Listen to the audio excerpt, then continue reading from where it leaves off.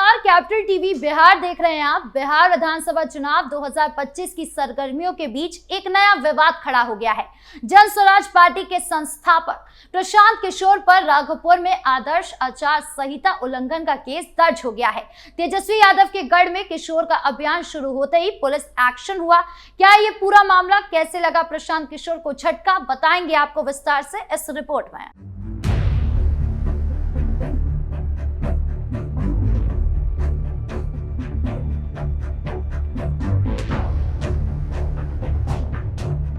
बिहार की राजनीति में हलचल मचाने वाले पूर्व चुनावी रणनीतिकार प्रशांत किशोर अब कानूनी पेचीदगियों में फंस गए हैं।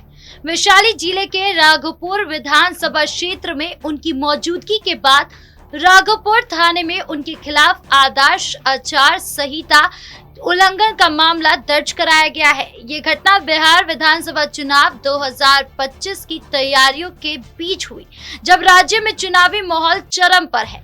चुनाव आयोग ने 6 और 11 नवंबर को वोटिंग की तारीखें तय की है और सभी पार्टियां अपनी रणनीतियां तेज कर रही हैं। राघोपुर, जो तेजस्वी यादव का पारंपरिक गढ़ है, यहाँ किशोर का आगमन विपक्ष के लिए चुनौती बन गया।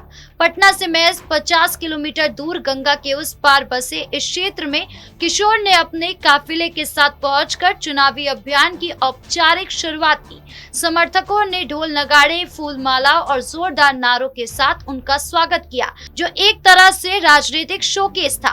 प्रशांत किशोर पिछले कुछ वर्षों से बिहार के गांव-गांव पैदल यात्रा कर रहे हैं। ये उनकी जन स्वराज पार्टी की रणनीति का अभिन्न हिस्सा है।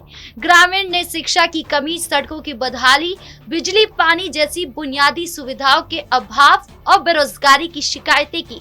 किशोर ने इन मुद्दों को सुनते हुए कहा कि बिहार को नई राजनीति की जरूरत है, जो विकास पर केंद्रित हो। लेकिन विवाद तब पैदा हुआ जब उन्होंने अपने अभियान के दौरान तेजस्वी यादव पर तीखी टिप्पणी की। किशोर ने कहा, तेजस्वी शायद 1 से अधिक सीटों से चुनाव लड़ने की अटकलों में फंसे हैं। उनका हश्र उनके सहयोगी राहुल गांधी जैसा हो सकता है, जो 2019 में वायनाड तो जीत गए, लेकिन अपनी पारंपरिक अमेठी सीट हार गए। यह बयान तेजस्वी के राजनीतिक करियर पर सीधी चोट था, क्योंकि राघोपुर से ही तेजस्वी ने 2015 और 2020 में जीत हासिल की थी। किशोर का ये कदम न सिर्फ आरजेडी को ललकार रहा था, बल्कि जन स्वराज को मजबूत करने की कोशिश भी थी। आदर्श आचार संहिता उल्लंघन का आरोप इसी अभियान से जुड़ा है। चुनाव आयोग के नियमों के अनुसार चुनावी तैयारियों के दौरान पार्टियां या उम्मीदवार बिना अनुमति के बड़े काफिले, सार्वजनिक सभाएं या उत्तेजक बयान नहीं दे सकते। किशोर के काफिले का आकार और ढोल नगाड़े वाला स्वागत इसी प्रचार प्रसार का रूप देता था, जो COC के खिलाफ माना गया। शिकायत राघोपुर के अंचल अधिकारी दीपक कुमार ने दर्ज कराई। अंचल अधिकारी ने कहा, आचार संहिता का सख्ती से पालन सुनिश्चित करना हमारी जिम्मेदारी है। कोई भी उल्लंघन बर्दाश्त नहीं किया जाएगा।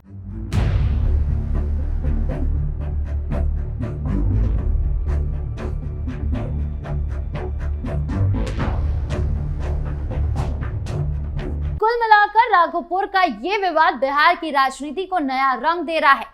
एक तरफ चुनावी नियमों का पालन जरूरी है, तो दूसरी तरफ नेताओं की आपसी जंग माहौल को गर्म कर रही है। प्रशांत किशोर की जन स्वराज पार्टी का ये बड़ा टेस्ट है। उनकी पैदल यात्रा अब कानूनी पचड़ों में फंस गई है। अब आगे क्या कुछ होता है, ये देखने वाली बात होगी। आपको क्या लगता है, कमेंट बॉक्स में जरूर बताएं। धन्यवाद।